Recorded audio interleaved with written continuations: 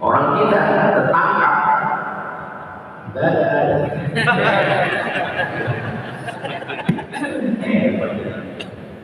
Atau orang itu kita heran-heran apa makan ini? Bisa dia tak manis gitu. Lau ya'lamul kafiru ma'indallahi min rahmah.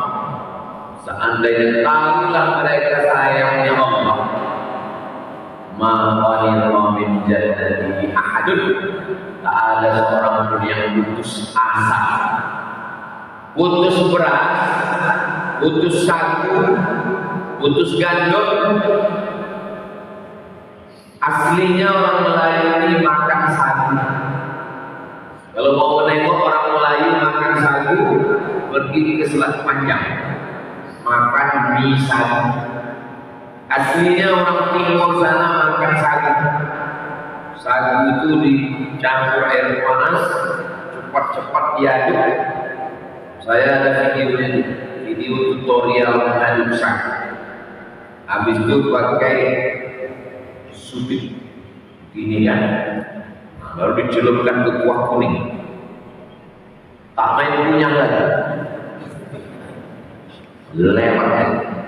Bagus makan sagu ini. Pertama, tidak ada karbohidrat, bagian karbo. Yang kedua, tak capek mengunyah, asal masuk full. Ketiga, lama bertahan di lambung. Sagu masuk nasi. Tak ada riwayat Nabi makan nasi. Tunjukkan saya mana Nabi makan nasi. Ada. Maka kalau pakai definisi, kalau tidak dilakukan Nabi bid'ah, berarti makan nasi bid'ah. Bola. Nah, maka putus nasi, putus sagu, putus gandum, kita masih bisa hidup 3 bulan. Alhamdulillah, alhamdulillah. Kalau habis padi di Riau ini, kita masih bisa hidup 3 bulan. Putus air putih, alhamdulillah. Masuk air Selat Malaka, Indonesia, asin semua Indonesia ini, asin tanah Riauannya. Kita masih bisa hidup 3 hari. Tak ada sagu, hidup 3 bulan. Tak ada air, hidup 3 hari. Tapi kalau sudah tak ada harapan, habis. Harapan itu bahasa Indonesia asa. Putus harapan, putus asa. Saya baru pulang dari Sarawak. Ada rumah besar dibangun oleh James Brooke.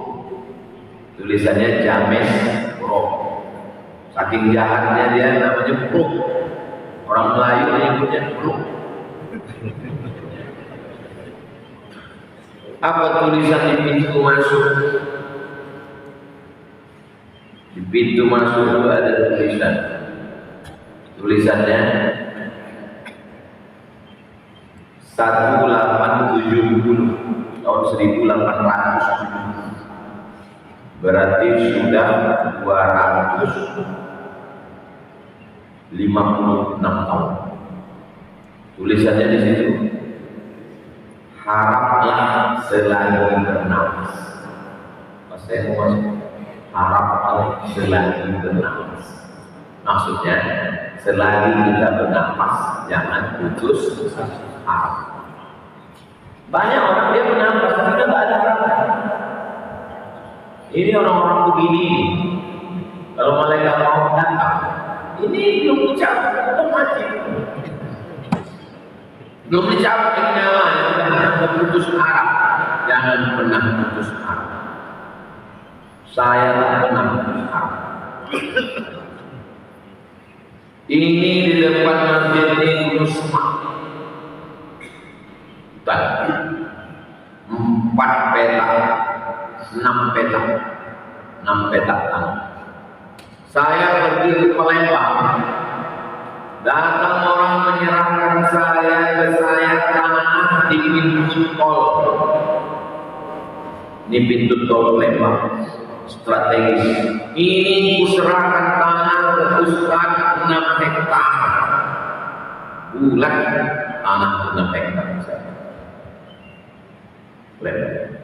Padahal waktu kita kalau nonton berita di Palembang takut sedikit jauh. Anak 6 hektar dikasih. Saya serahkan ke Habib Mandi, sekarang dikelola oleh Ustaz Mas Adi, Ketua Tim UAS Palembang. Pergi pula ke Pontianak, ada orang Bugis, uang.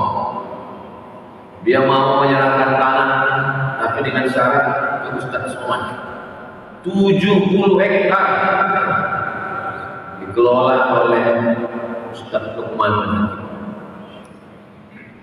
Di sini jangan mengasih tanah, dibeli tak mau.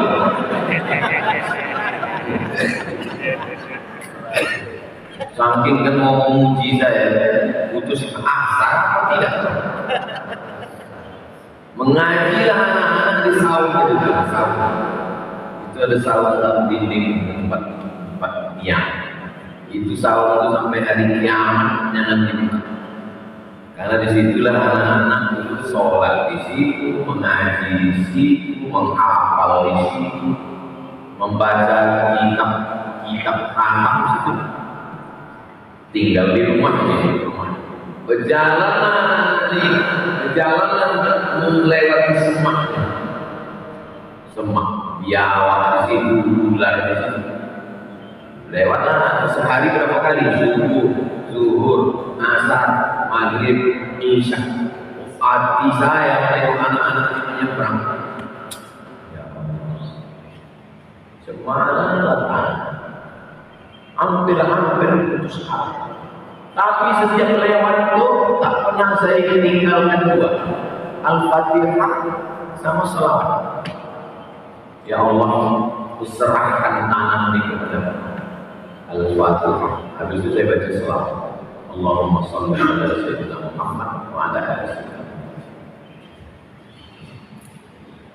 Cuma cara Allah datang orang, didatangi yang buat tanah itu, dibayarnya, diserahkannya ke yayasan, didatangi rumah yang punya tanah, dibayarnya, diserahkannya ke yayasan. Itulah tempat parkir mobil berbayar. Orang mana? Arek Surabaya. Tak pula orang Surabaya. 2 kali dia transit pesawat Surabaya ke Jakarta, Jakarta kemari, didatangnya teman-teman tanah satu-satu dibayar, diwakafkan. Itulah. Tapi saya bisa begitu kan setelah di dunia. Saya bisa ceritakan ini kan setelah di public blog. Sebelum ada yang bilang-bilang timbul keyakinan itu. Asal ditengok semua susah aja. Sengaja saya ceritakan ini untuk menguatkan diri saya.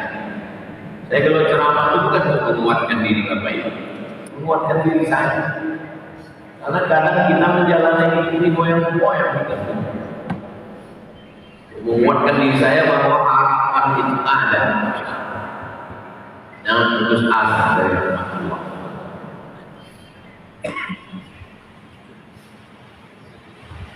Lau ya'lamul kafiru ma 'indallahi min rahmah. Seandainya orang kafir itu tahu kasih sayang Allah, ma qaniya min jannati ahad. Tak ada satu orang pun yang putus asa. Bagaimana kita tahu sayang Allah mustahil? Bagaimana kita tahu sayang Allah? Balik nanti dari sini, pergi ke rumah sakit, di mana di berapa rumah sakit.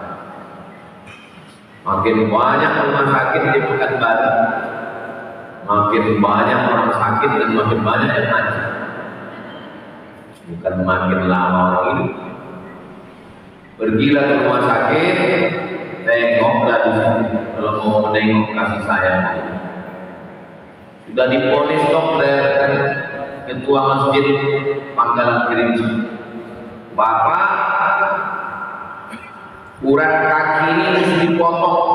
Pokoknya di kaki kita ini ada urat, dipotong, dinaikkan ke sini, dibelah, dinaikkan urat di betis ke sini. Sudah disiapkan Allah macam mobil serap. Itu kan bannya 4 tuh. Ada satu ban. Kalau bocor tuh. Jadi kalau tersumbat paralon yang ada di sini,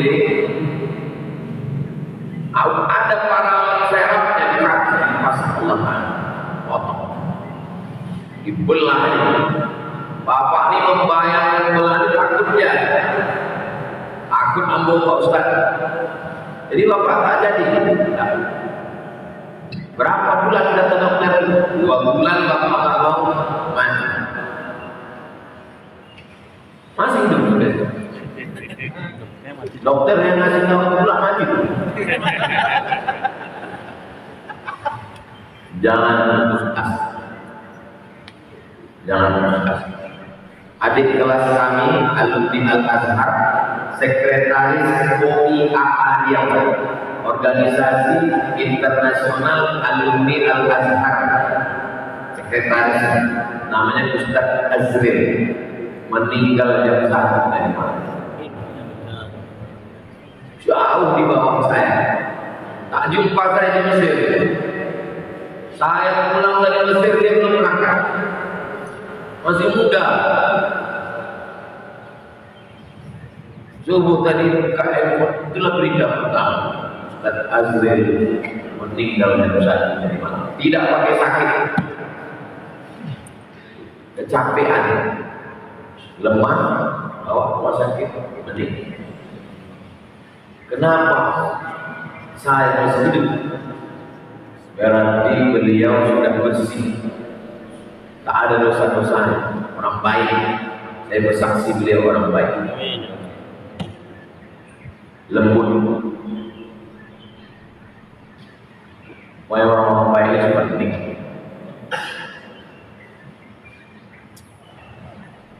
Kita masih hidup berarti Allah masih menyuruh kita beramal. Masih kurang amal kita. Itulah sayangnya Allah. Sayang Allah sama dia, tempatkan di tempat yang mulia, tak berdosa. Allah sayang juga sama kita. Kau kasih hidup kata Allah supaya kau beramal. Hadis ini yang saya sampaikan di Sahih apa tidak Sahih? Hadis ini ada dalam Sahih Muslim. Yang paling tinggi Bukhari, di bawah Bukhari. Ada nama orang mulai dari siapa nama Ustaz itu? Bukhari Muslim. Oke, selanjutnya hadis 444. Wa an Abi Sa'id al-Khudri, dari Abu Sa'id al-Khudri. Abu Sa'id al-Khudri, kalau disambung muncul nun kecil, namanya nun wiqayah. Abu Sa'idil, itu cara baca. Qul huwallahu ahadun, Allahus samad. Kalau disambung gimana cara bacanya? Qul huwallahu ahadun. Nunnya sebenarnya nun wiqayah. Wiqayah hanya menjaga supaya bisa dibaca. Nah, kalau qul huwallahu ahadun, Allahus samad, gimana cara baca? Nun wiqayah. Wa an Abi Sa'id al-Khudri radhiyallahu anhu anna Rasulullah sallallahu alaihi wasallam qala Nabi bersabda, idza wudi'atil janazah an-nas, idza wudi'atil janazah, kalau jenazah sudah diletakkan,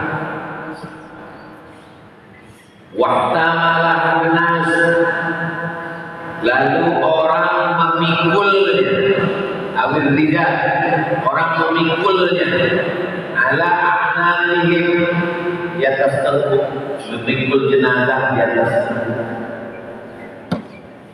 Fa'inkan solehatan, kalau jenazah itu baik, orang soleh, apa kata dia? Qaddimuni,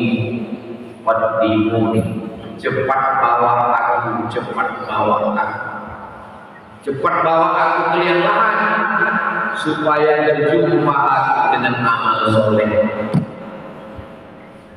Saya sudah menulis surat wasiat. Jangan mati sebelum menulis wasiat. Kalau aku mati, yang memandikan jenazahku sebulan, yang memasukkan jenazahku ke liang lahat, yang memegang kepala, memegang pinggang, memegang kaki. Baik kalau saya mati, tak bingung orang yang mengurus jenazah. Karena ada saya tulis di sini, jangan pakai kata sambutan.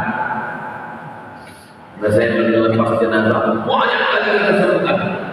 RT, RW, KDS, Kadus, Bupati, Gubernur. Apa itu yang kita sambutan banyak-banyak? Qaddimuni, cepat kuburkan aku, cepat bawa aku, supaya jumpa dengan amal soleh. Yang tahan jenazah apa? Assalamualaikum Ustaz. Waalaikumsalam. Ini kami lagi nunggu Ustaz ini di masjid. Kami kuburkan langsung atau gimana? Kuburkan langsung. Ustaz itu macet di Panam. Panam ini termacet kan, Mbak. Alhamdulillah pintu tol sudah siap. Jalan ya belum. Jadi nanti kita tidak lewat Panam lagi, masuk pintu tol kiri, langsung ke Simpang Minggu. Cepat kuburkan aja, jangan tahan lama-lama jenazah. Meninggal malam kuburkan, yang tunggu besok pagi. Wa in kana ghayra salihatin, kalau dia tak baik, jahat, banyak dosanya. Apa kata dia? Ya wailaha aina tadhhabuna biha. Oh celaka, kemana kalian bawa badan jenazah? Ada yang bisa mendengarnya? Yasma'u sautaha, semua kullu syai'in, semua mendengar. Semua mendengar. Pokok-pokok kayu mendengar, ayam-ayam mendengar. Itu maka kalau ada kuburan, coba perhati lagi kuburan. Kalau di kampung kan kuburan itu ada ayam, ada kambing. Kadang-kadang pas sedang makan tiba-tiba temen-temen aja. Karena mendengar azab. Kenapa tak didengarkan Allah aja azab itu? Kalau didengarkan Allah azab itu selesai ya. Baiklah semua orang. Tak ada lagi pencuri, tak ada lagi pelakor yang mendengar azab kubur semua.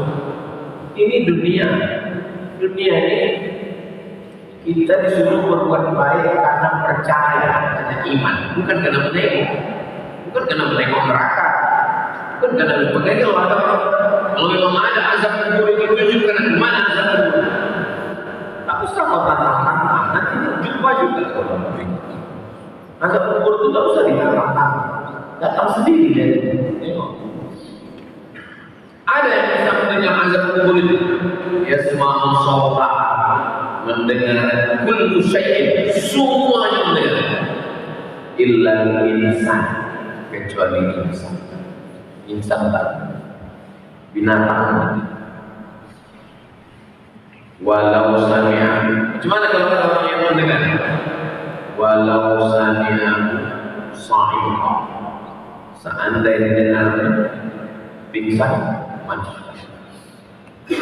Makanya wali-wali yang dibukakan Allah hijab, terbuka hijab, nampak pingsan, sadar betul. Jadi kenapa Allah tak bukakan hijab kita? Karena Allah sayang sama kita. Karena Allah sayang, maka dibukakan Allah hijab.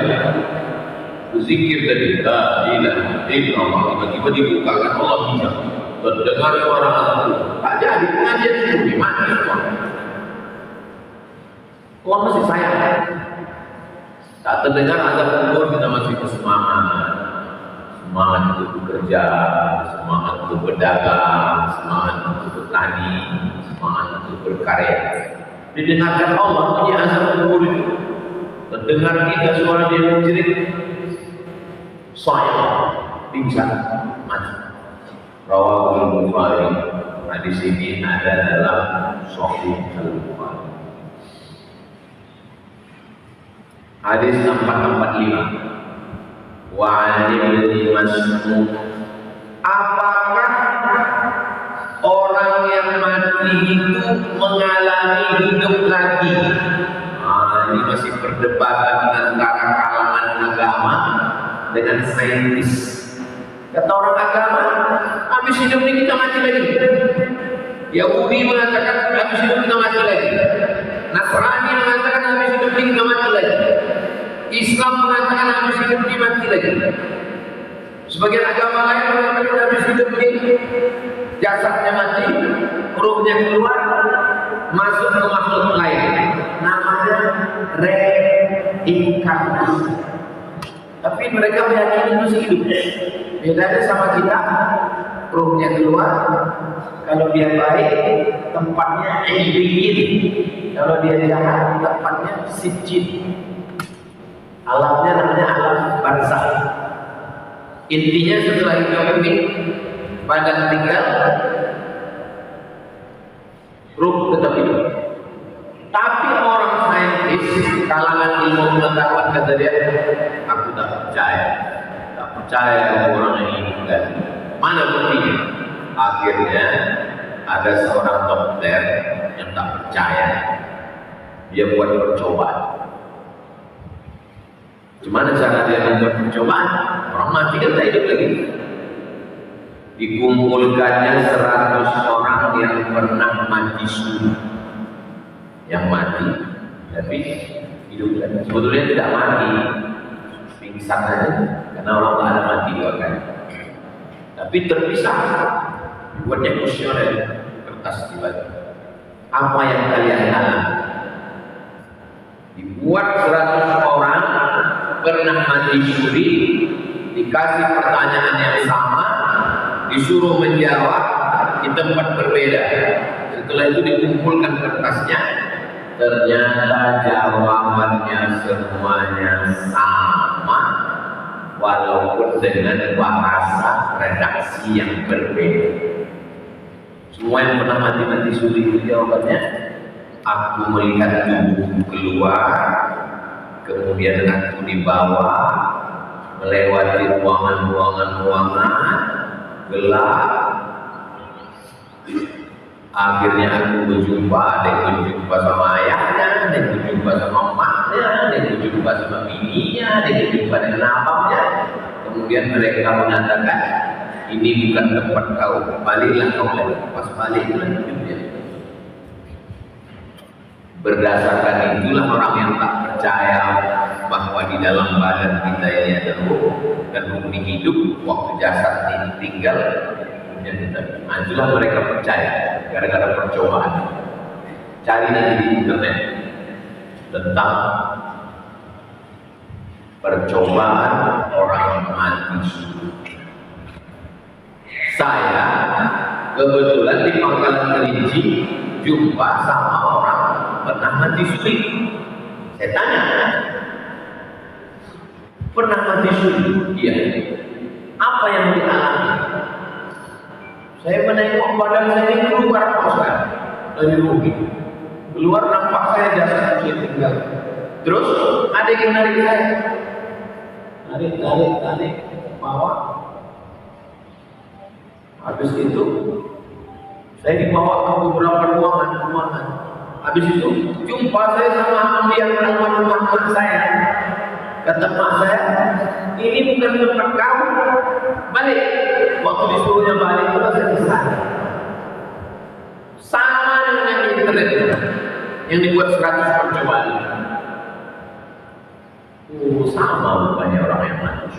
Walaupun nanti ada beberapa sedikit, tapi substansinya sama. Suami saya, Pak Ustaz, kemarin saya tanya tak begitu. Mati suri dia, macam mati suri. Rupanya tertidur dari habis sahur sampai membuka. Itu bukan mati suri, itu namanya timun suri. Mati suri ini macam mati, tapi tidak mati pingsan dalam waktu yang lama. Sama apa yang dialami.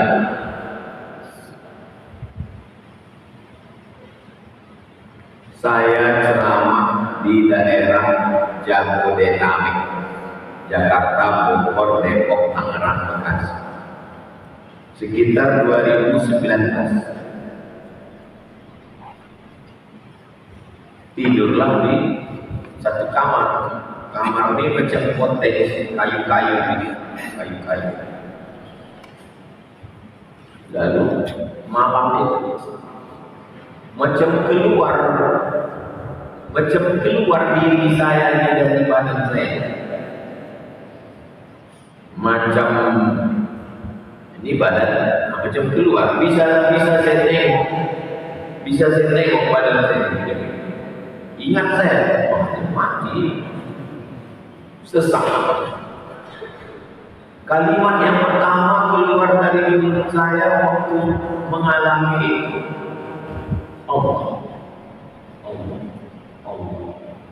Disitulah saya makin yakin zikir. Disitulah saya makin yakin bahwa zikir itu menguatkan kita. Ketika kita sedang terjadi sesuatu, maka yang cepat kita ingat Allah, itu lebih zikir. Habis itu saya terbangun, saya panggil tim. Tapi dia bilang tak, saya bilang saya takut. Kalau dia takut, hilang harga diri kita.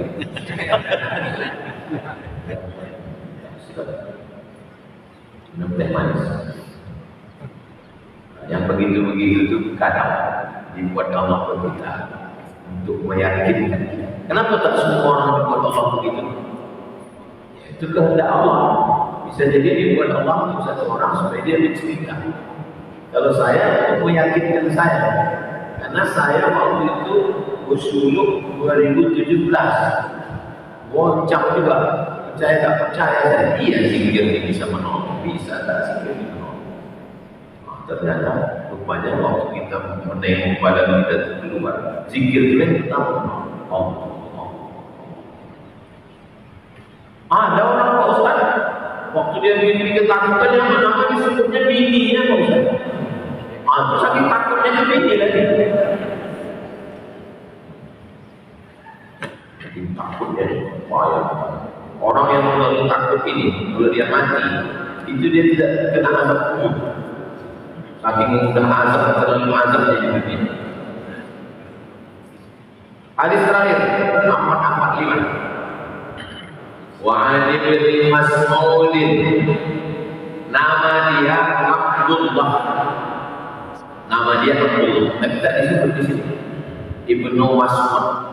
Ibnu Mas'ud bukan nama orang. Ibnu Mas'ud artinya anak Mas'ud. Nama kau siapa? Ibnu Abbas. Itu bukan nama. Anak Abbas. Nama kau siapa? Ibnu Abbas. Itu bukan nama. Nama kau siapa? Ibnu Abbas. Bukan nama. Sami kalau ditanya, nama kau siapa? Ibnu Abdul Somad. Bukan nama. Nama kau siapa? Sami. Banyak orang namanya Ibnu Abbas, Ibnu Mas'ud. Nama dia Abdullah Ibnu Mas'ud, anak Pak Mas'ud. Abdullah Ibnu Mas'ud radhiyallahu anhu. Qala, dia berkata, qala Rasulullah sallallahu alaihi wasallam, Nabi Muhammad bersabda. Apa kata Nabi? Al-jannatu, surga itu, aqrabu ila ahadikum, dekat, jauh surga semua di atas binatang. Surga itu lebih dekat ke kamu min syirati nahdihi, lebih dekat dari tali sendal, tali Islam. Ini tampaknya supaya menyangkut di ibu jari dengan telunjuk ini dipasang tali. Sendal zaman dulu kan begini, bertali di tengah supaya tersangkut ya. Surga itu lebih dekat daripada tali selong, tali sendal. Jauh tali sendal, maksudnya kalau di kaki dekat, begitulah surga. Surga itu lebih dekat ke kita dari tali sendal. Kalau neraka, warna metro dari neraka pun begitu juga. Neraka itu bukan jauh di sana, jauh di sana neraka dah. Lebih dekat dari tali sendal. Sahih hadisnya. Rawahu Bukhari. Hadisnya ada dalam Sahih Bukhari. Bukhari bukan nama orang. Siapa nama kau? Bukhari. Bukhari artinya orang Bukhara. Bukhari orang Bukhara. Bukhara itu di mana? Uzbekistan. Kalau orang Bukhara, Bukhari. Orang Makkah, Makki. Orang Madinah, Madani. Orang Kampar, Kampari. Syekh Abdul Ghani Al-Kampari. 13 foto ulama besar. Rabu yang lalu kami ziarah makam Syekh Abdul Ghani Al-Kampari. Nanti orang Kampar. Syekh Abdul Wahab Ar-Rokani, Rokan Bulu, Pasir Pangarai. Apa maksud surga yang dekat daripada tali sendal? Sebab masuk surga itu, sebab untuk masuk surga dekat. Keluar dari masjid, bersedekah ke anak yatim, fakir miskin, surga. Selama di masjid, iktikaf, istighfar, surga.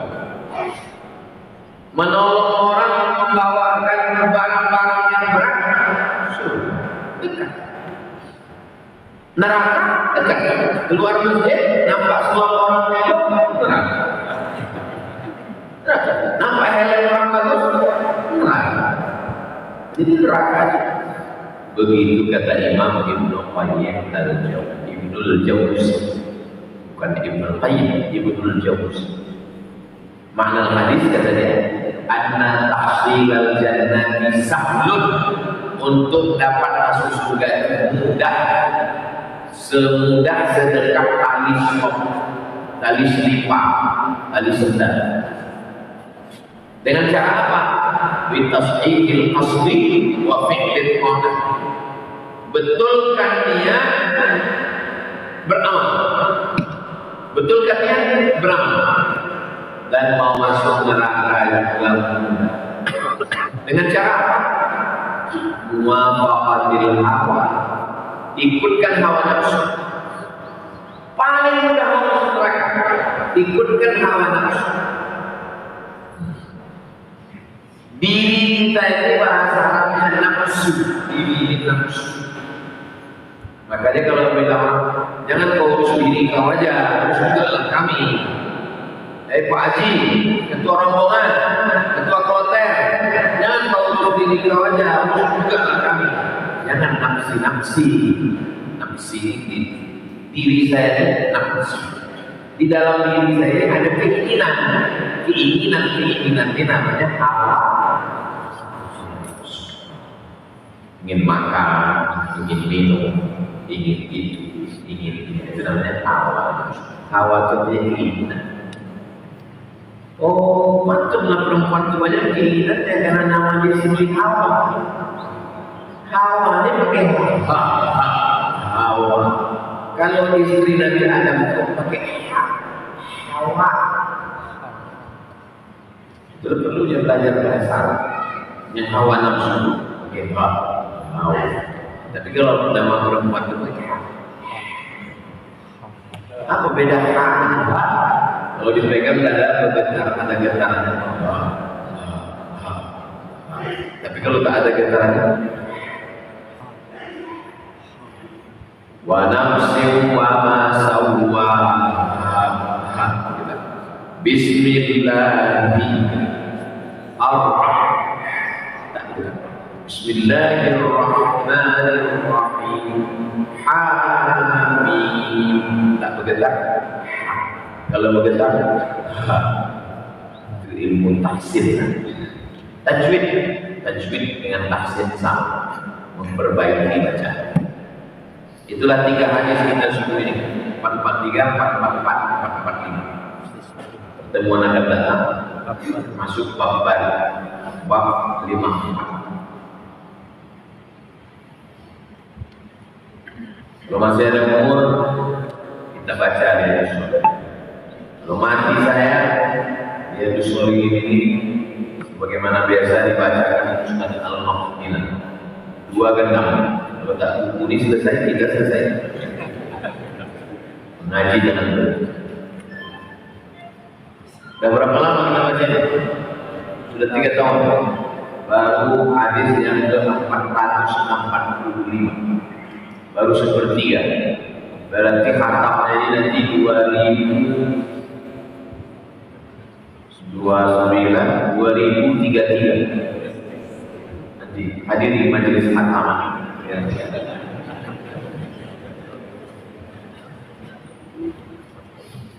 Bagaimana pandangan Islam tentang daging kurban yang diambil untuk dimasak,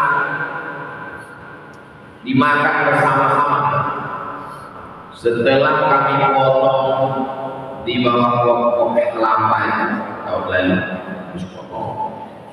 kami kan mau makan, tukang potong, tukang kulit ini mau makan.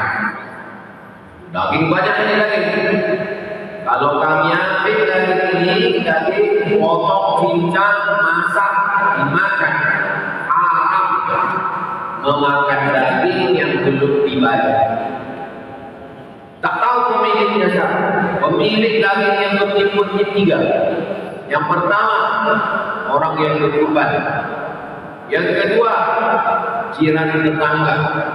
Yang ketiga, fakir miskin, belum minta izin. Jadi gimana hampir supaya kita bisa masak?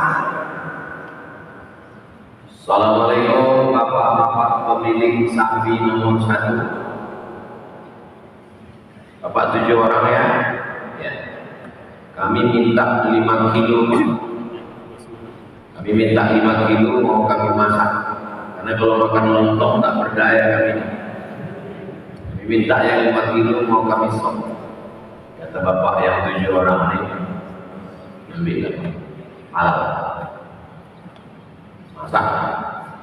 Karena 5 kilo itu tidak melebihi batas jatah mereka. Nah, jatahnya seperti ini. Daging 60, 20 kita minta 5. Kalau ada satu yang komplain, oh nggak bisa, nah, kan bisa.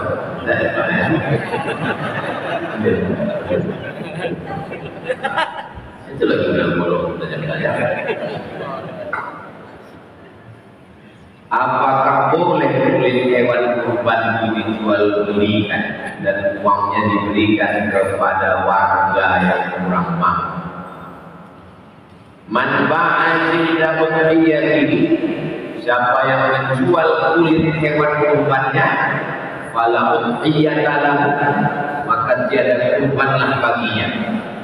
Hadis ini menurut ulama tarhib, ancaman, tak boleh menjual kulit hewan kurban, tapi memanfaatkannya boleh. Dalilnya Sayyidatina Aisyah menyamak kulit ini dijadikan sebagai kirbah tempat air. Digunting kulitnya halus-halus, dimasukkan ke plastik. Besok busuk di panjang. Karena kulitnya tak ada yang bisa mengolah. Campakkan kulit busuk, bau bangkai. Jadi bagaimana lah kulit ini? Kulitnya dijual. Tapi katanya tak boleh dijual. Tak boleh dijual kalau diambil hasil. Cari www.kulit.com, pengelola kulit, jahe, kerupuk, buat sepatu, buat dompet, buat jaket. Assalamualaikum warahmatullahi wabarakatuh. Ya, kami ada 10 lembar. Berapa kali beli 1 lembar? 1 juta Pak. 10 lembar. 10. Nah, duit yang 10 tadi tidak berhak masjid, tidak berhak panitia, serahkan ke wakil besar. Jangan diberikan ke kresek, jangan diberikan ke pisau, serahkan. Karena kita udah kasih di Alhamdulillah, yang udah dikasih jangan diambil. Ada orang yang meminta balik pemberiannya sama seperti anjing yang menjilat mentahnya. Kasar. Kata ulama, kalau hadis itu ada ungkapan kasar, berarti dia tarhib, ancaman. Kalau ancaman, menunjukkan dia dosa besar. Nah, inilah tentang masalah duit. Jual, tapi duitnya jangan diambil. Apakah halal uang hasil diskon pembelian sapi kurban masuk ke kantong pribadi salah satu panitia kurban? Sementara kondisi sapi sampai di masjid tak sesuai harapan peserta kurban. Aslinya kurban ini aslinya tanggal 1 Zulhijjah, tanggal 1 saya tampakkan kambing itu di bawah pokok matuan. Di bawah pokok matuan itu biar jangan itu panas mati dia agak serius. Tanggal 1 saya tampakkan kambing itu di tanggal 1. Dikasih makan, dikasih minum tanggal 1. 1, 2, 3, 4, 5, 6, 7, 8, 9, 10 pagi balik sembahyang. Saya jatuhkan dia ke lantai, menghadap kiblat, saya potong. Bismillah, Allahu Akbar. Allahumma taqabbal min Abdus Samad wa ali Abdus Samad. Nah, habis itu saya bagi 3. Sepertiga untuk saya masuk ke freezer, sepertiga saya bagi ke tetangga yang dekat-dekat, ini 1 yang dekat rumah, sepertiga lagi untuk fakir miskin. Begitulah prakteknya di negeri kurban. Sekarang orang tak mau ribet, maka muncullah orang ketiga. Nah, di mana-mana yang jadi masalah orang ketiga ini. Orang ketiga ini disebut dengan panitia kurban di panitia. Maka saya dengan bapak, dengan Ustaz kita bertujuh mendatangi panitia kurban. Pak panitia, ya, saya tak sempat untuk beli sapi, tolong kau belikan ya. Jadi posisi panitia ini adalah penolong. Ini duit untuk sapi 25 juta. Tolong kau carikan ke Payakumbuh. Ongkos ke Payakumbuh berapa? Ongkos sapi balik ke sini berapa? Sapi sampai di sini tanggal 7 berarti nginap 2 malam. Tukang jaga malam minum kopinya berapa? Tukang potong berapa, tukang kulit berapa. Maka mie akadnya userahkan duit ini untuk kurban dan biaya operasional berguna. Kalau tidak begitu nanti kalau duit sisanya mesti dibalikkan. Standar sapinya berapa kilo? Sapi limosin atau sapi pikap? Limosin 1 ton, kalau pick up itu dah mobil. Nah, jadi mesti jelas jawab. Jangan sampai yang dijanjikan sapi Australia yang datang sapi ribu panjang. Nah, itu bisa nanti tak jadi kelepasan. Aja di panitia tahu diri. Di beberapa tempat panitia lebih berkuasa pula lagi daripada kurban. Komplain orang mengamuk dia. Dia pula berkuasa mengambil daging, menjual kulit. Tapi panitia ini juga jangan sampai dihajar terus. Kalau panitia ini dihajar terus, mundur orang bisa manusia. Mundur semua panitia, gara-gara Ustaz Somad ngasih ceramah panitia. Ke saya, orang semua nyerahkan. Jadi panitia ini pun disadarkan dia. Download bukunya.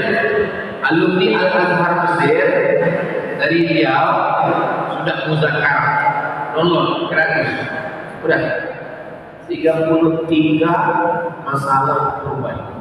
Cetak bagi ke masjid-masjid. 33 tanya jawab kurban dalam bentuk PDF. Silakan download gratis. Ini saya kirim ke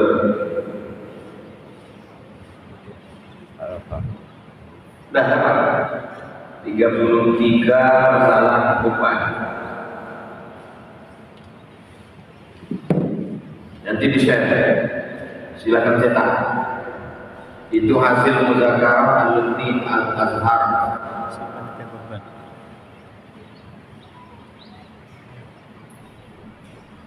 33 tanya jawab. Bagaimana cara mengajak tetangga ke masjid karena lebih tua dari kita? Lebih mudah kalau dia lebih tua. Pak, kan udah tua, ini malah kalau mau dekat nih Pak.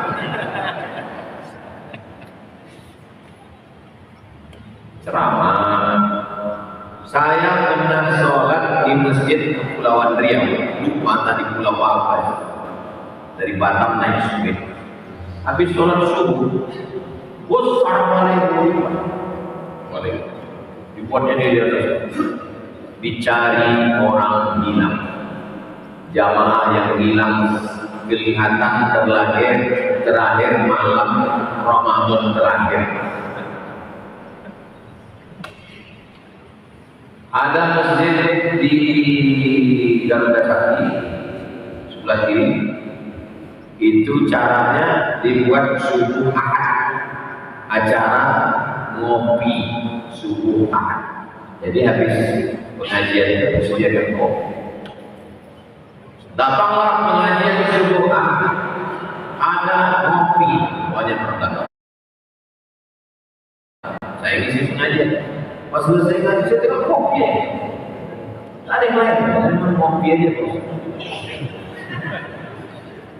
Ada pula lagi di Rokan Hulu, kawan saya, kakak kelas, dibuatnya macam surat undangan. Jadi ke rumah-rumah itu. Jadi selalu berpikir untuk meramaikan Islam. Apa hukum meninggalkan perintah syariah menutup aurat?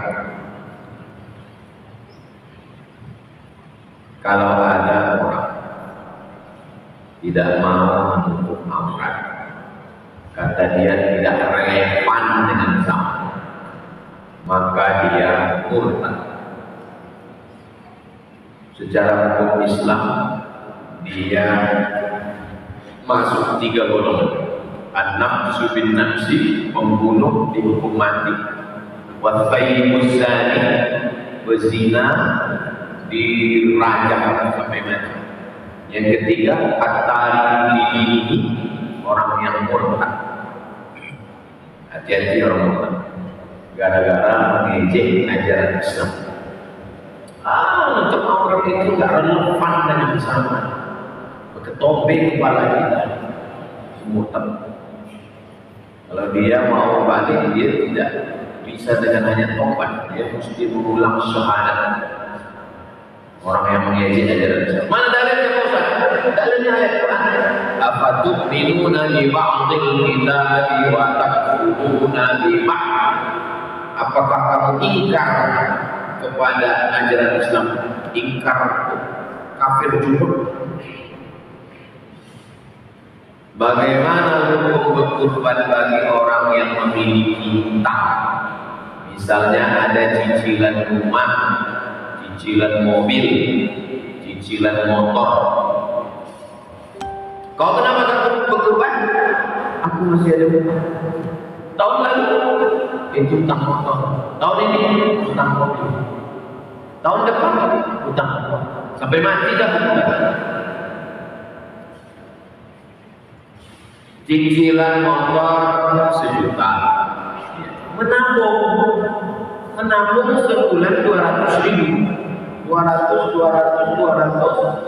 sebulan, 200 setahun 2,4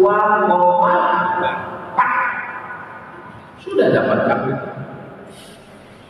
Kurbannya tetap jalan, cicilannya pun tetap jalan. Nggak ada alasan orang yang berutang tak kurban. Berkurban tak mau, jalan-jalan mau. Berkurban tak mau, yang lain-lain mau. Jangan sampai dah.